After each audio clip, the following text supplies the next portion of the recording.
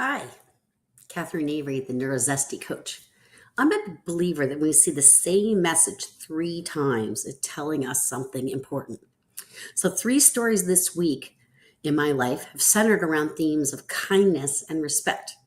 And they've been weighing on me. And I would say I've actually been exploring these themes over maybe the last few months, maybe even longer.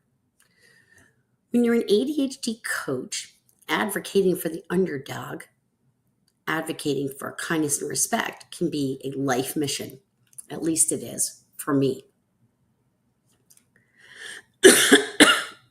So here's story 1. I met with Karen Anderson yesterday. I told her I had joined shame school, assuming that I had already worked through all of my stuff.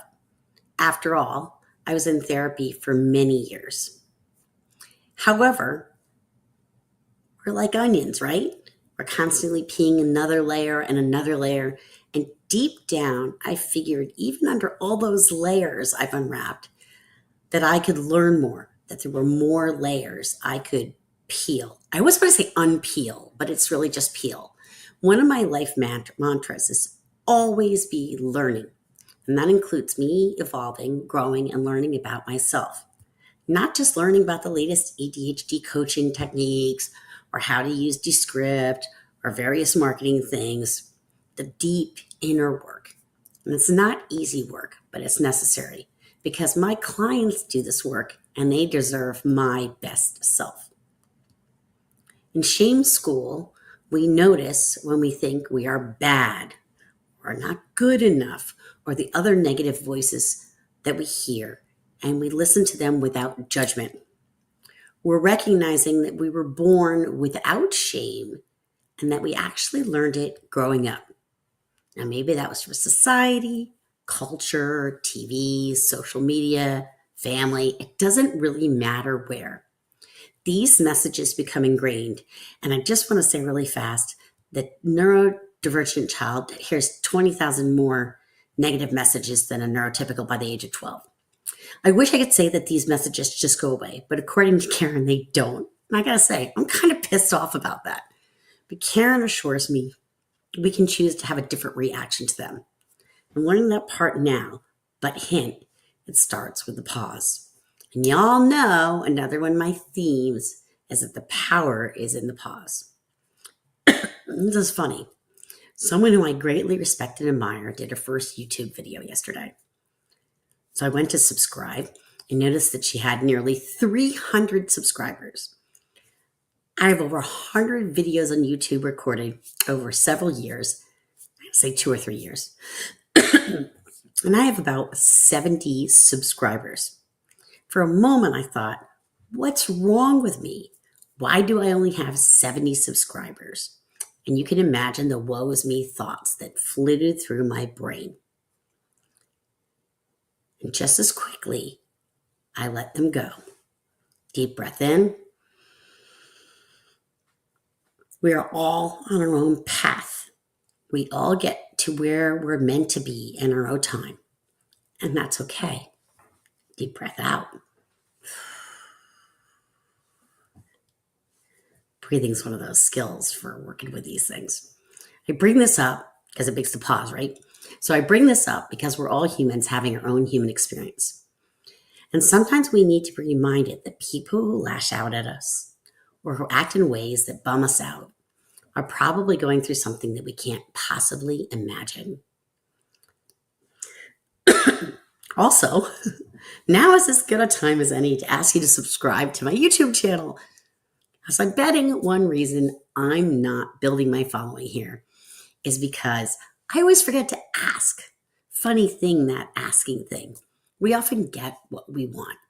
So just hit the subscribe button so that you can get more of my content because I'm talking about a whole lot more here than just kindness.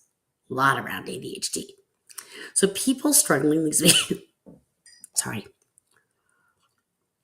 to story number 2, which is the kindness challenge with collaborates. I grew up learning the expression, is it better to be right or to be kind? Right now, I've got a keyboard warrior. He keeps going back to something I posted on social media. and giving me new arguments, new reasoning about his position. We don't happen to agree, and so I'm at a crossroads. Part of me just wants to delete this guy. Okay, let's just be honest. That's what crosses our brains. But that's not really how I roll unless someone says something just truly awful. And he hasn't. I just really don't agree with him. So I really have two choices, right? I can choose to be right, and I could spend my energy convincing him of my position. But I can promise you this, it's very hard to convince a keyboard warrior. And we're probably not going to change people's mind by what we write on our social media posts. Because most people have made their decisions, right? They've already figured out what they believe. But we might be able to show a little respect and kindness. So I can choose to be kind by allowing him to state his position. And I can choose to not engage. Scrolling by is always an option. Frankly, I've been recovering from flu A on the heels of bronchitis, all while moving to another state and continuing to run my business. It's a lot.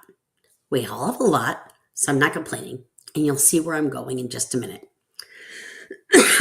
We'll have a coughing break. I'm about to relaunch the ADHD focus framework. It's going to be completely updated. We're incorporating AI. I've been creating these amazing GPTs for it, and we're running it live at the end of this month.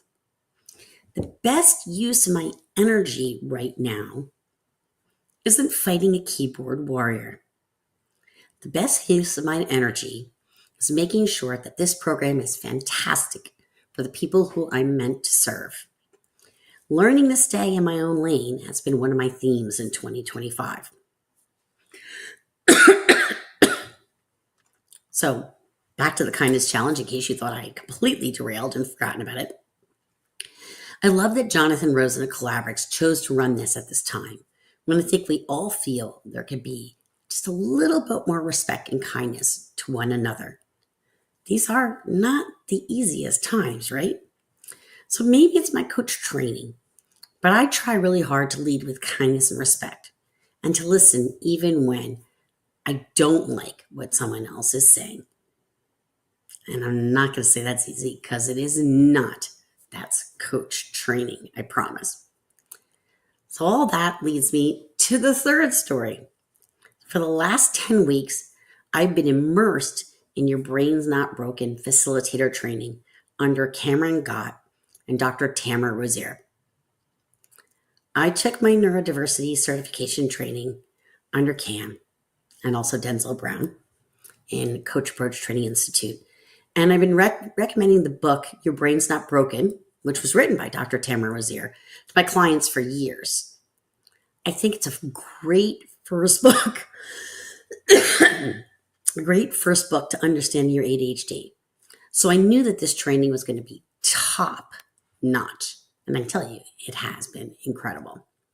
This was the first official cohort of this training. And I was very pleased to have been one of the handful of people who were invited to take it in 2025. Yes, invited. Mind blown. The people were all advanced coaches, and I often had some serious imposter syndrome, thinking that I just didn't belong with all these amazing coaches. Without revealing too much from the class, because it was in fact run as a sacred space, no recordings, people able to say whatever they were thinking, I'll say I was not alone in that imposter syndrome. So, shame work, kindness challenge, keyboard warriors, advanced ADHD coach training, and a little bit of imposter syndrome all still leads me back to treating each other with kindness and respect. Way to be all over the place, right? If that's not an ADHD brain at work, what is? Our ADHD brains, they'll love to make connections. And I truly believe that connection is that kindness and respect.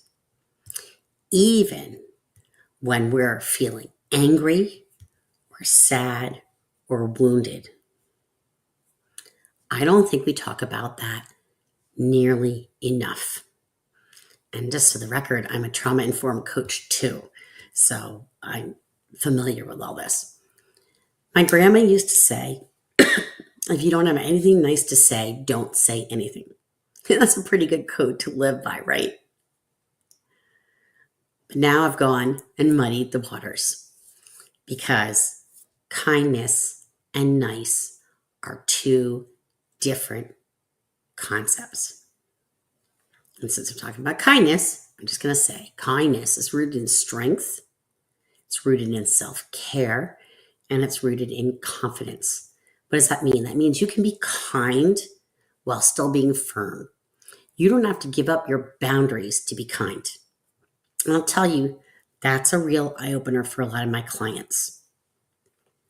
Often they learn that setting boundaries is kind to the other people and kind to themselves. You do matter. That's an entire topic for another video because boundaries are a whole big thing. So I promise I'll cover that at some point. So I'll end with this. Kindness matters. Really, it does. If we're each kind to one another in our little corner of the world, the whole world will be a better place. I'll leave you with that. Don't forget to subscribe, and thanks for being here. Stay zen and zesty.